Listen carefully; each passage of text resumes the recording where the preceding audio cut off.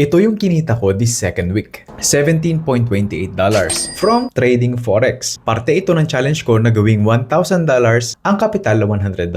And ganito yung naging actual trades ko. Dito downtrend ang galaw ng price. Tapos nagkaroon siya ng break of structure dahil lumampas siya sa diagonal line na ginawa ko. At dito nagkaroon ako ng idea kung saan ako mag-e-entry. So drinawin ko lang dito yung dalawang lines, yung support and resistance. And bala ko mag-entry dito sa support line. Yung green ay yung area kung saan tayo bala kumuha ng profit. At kung yung price ay pumatak dun sa baba ng red, tayo ay matatalo. So pumatak na yung price between the green and the red. And let's see how it goes.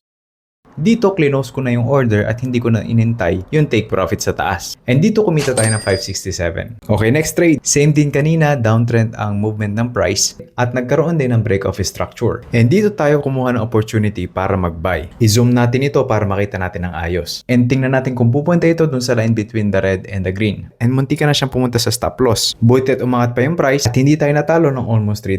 At dun tayo kumuha ng manual close order. And kumita tayo ng $7.28. Kung hindi ko sana ito i-close, maaaring mas malaki pa yung kinita natin. And ito yung kinita natin this second week, $17.28. For a total of $132.67.